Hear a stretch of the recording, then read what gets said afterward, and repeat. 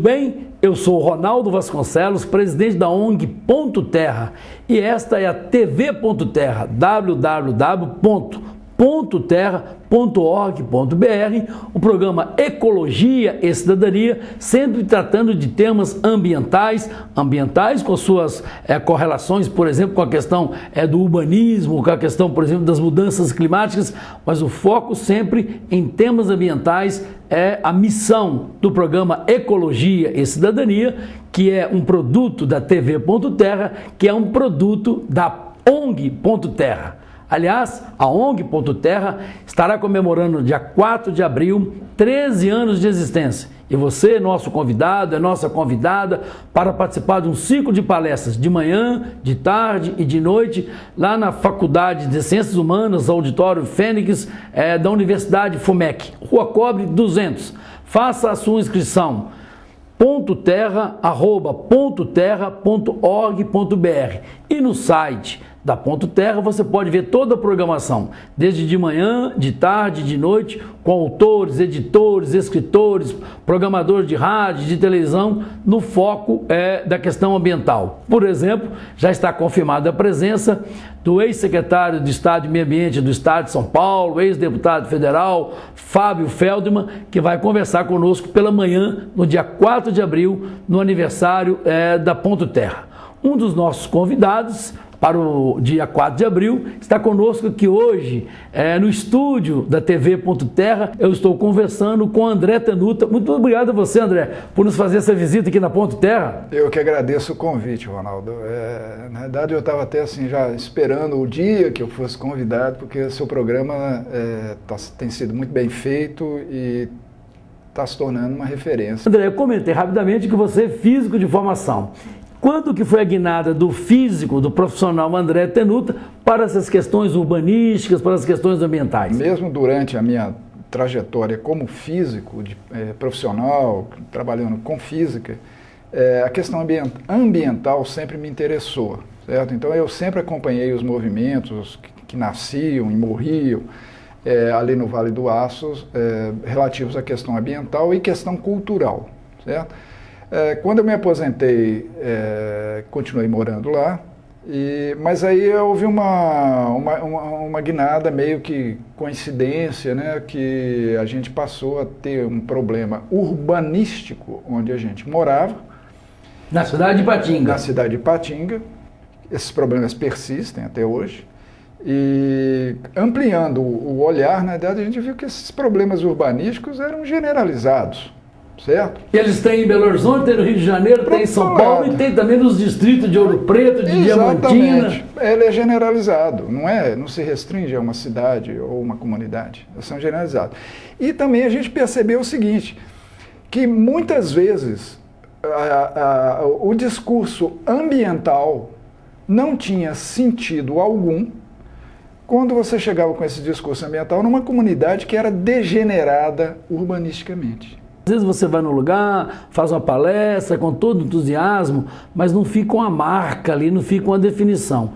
E aí vocês criaram, alguns anos atrás, o Instituto Cidades, Urbanismo e Meio Ambiente, lá na cidade de Ipatinga. Essa constatação que o discurso ambiental sozinho, ele era vazio, ele não colava nas comunidades, que as comunidades eram ruins, em si elas eram ruins, entendeu?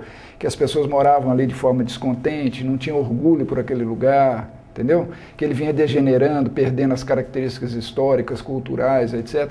Então, quando numa comunidade com esse histórico, com essa trajetória, né, não adianta, o discurso ambiental ele entra por um ouvido e sai pelo outro. Qual a diferença, então, do Instituto Cidades, que eu sei, mas eu quero que o telespectador, que o internauta saiba, porque vocês mostram o serviço, né? Sim. Arrume a comunidade, aí sim tem sentido, aí sim as pessoas vão parar para te ouvir seriamente qualquer coisa ambiental que você chegar e colocar, certo? E a gente percebeu que tinha um indicador muito claro, muito seguro e muito evidente da qualidade de uma comunidade. Era a estética dela. André, eu sou de Ponte Nova, tenho orgulho disso, falo isso em todo enquanto é lugar que eu vou, falo com muita alegria, mas eu reconheço que Ponte Nova é uma cidade feia. Em compensação, tem uma cidade entre Ponte Nova e o Espírito Santo, que é Manhuaçu, que também as pessoas lá, com todo o respeito, vão me entender, também é uma cidade feia. E o que vocês do Instituto Cidades, Urbanismo e Meio Ambiente fazem para mudar a característica, para mudar a feiura da cidade ou da comunidade, para que ela passe a ser bela? A questão é essa, então, que a gente chegou e falou, olha, então a estética é tanto um indicador da qualidade do que tem ali dentro, quanto um causador, porque se o lugar é esquisito, feio, avacalhado, ele só coisa ruim vai para aquele lugar, você pode resumir desse jeito, só atrai coisa ruim. Se o lugar é lindão, bacana, o que ele atrai é coisa boa. O que determina a estética de uma comunidade, André? E eu vou resumir aqui para você, nós podemos conversar muito sobre esse tema, que é muito interessante, mas eu vou te resumir o seguinte, a estética de uma comunidade é definida pela estética do exterior das casas. E qual que é o trabalho seus? Por exemplo, você pega uma questão de reconstrução, eu sou engenheiro, sei como é que faz, você tem um trabalho de requalificação, mas eu peguei o site de vocês, depois eu queria colocar o site do Instituto Cidades, www.icidades.org. Nós vamos colocar então sem aí. O BR. Sem o BR. E aí vocês usam a palavra reestilização. Se a gente mexe no exterior das casas, porque quando nós olhamos uma cidade, uma comunidade, nós estamos vendo o exterior das casas. Nós não estamos vendo o interior das casas. A única coisa que nós estamos vendo é o exterior de casas. Então, é o exterior que tem que ser tratado. E que tratamento vocês dão? Mexem em quê? Na pintura? Só na pintura? O grau de intervenção tem que ser o suficiente para você pegar uma construção que hoje está te desagradando esteticamente e colocar ela no ponto que ela agrade. Aí a gente fala, mas qual é o termômetro de agradar? O termômetro de agradar é o seguinte, se alguém algum dia chegar e falar assim, bate um retrato meu na frente dessa casa, é porque a casa está agradando. Aquela figura do antes e do depois, é uma casa que parecia, por exemplo, um casebre, de repente ela está reestilizada, não é só a pintura, porque vocês envolvem com a porta, com a janela. Cada casa vai exigir uma intervenção diferente para a outra e normalmente é uma intervenção mínima. A pergunta que a gente se faz é a seguinte, nessa casa, qual é a intervenção mínima que eu tenho que fazer para que ela chegue no ponto de alguém querer bater um retrato na frente dela? Então, é essa pergunta que o arquiteto, a gente, eu também faço quando a gente chega diante de uma casa que vai ter que ser arrumada. Então, o que nós arrumamos aqui? Precisa mudar isso? Precisa trocar isso? Precisa mudar? Então, às vezes é só às vezes até só uma arrumação em volta. Às vezes é uma pintura, às vezes trocar uma janela e uma pintura, às vezes é isso e aquilo, entendeu? Tem casas que a intervenção é mais pesada, mexe até em telhado. Mas tem casas que é uma arrumação em volta, certo? Então varia enormemente de casa. Agora, o surpreendente nisso é como, em geral, casas que à primeira vista estão terríveis, de feia, de esquisita, ainda é possível você dar um trato estético nela, mínimo, que ela ainda fique agradável, que mude a percepção que as pessoas têm dela.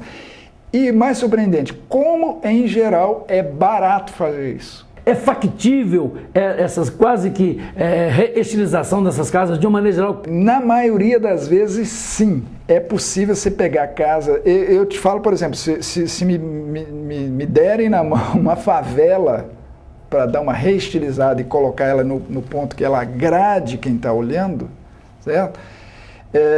É possível. Vamos pegar um caso aqui de Sabará, que é pertinho aqui de Belo Horizonte, que você comentou comigo, da ilustre pintora Yara Tupinambá. O que ela coordenou? Vamos fugir um pouquinho do Instituto Cidades. Essa ideia de melhorar a aparência de uma cidade, de uma comunidade, é uma coisa que vem pipocando mais ou menos aqui, ali e tal. Até no próprio Rio de Janeiro já teve até uma iniciativa oficial em relação a isso. Mas não progrediu, tá?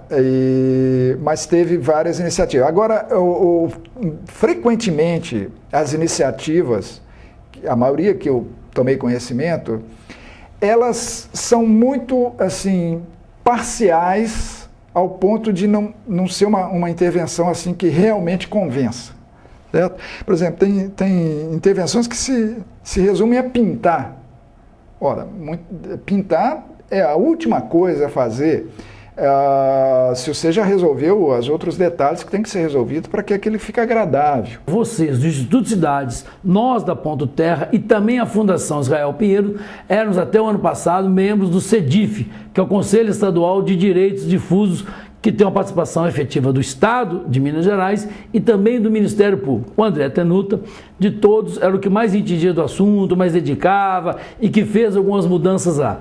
Hoje, o Instituto Cidades e o CEDIF, a relação está boa? Sim, está boa. Nós tivemos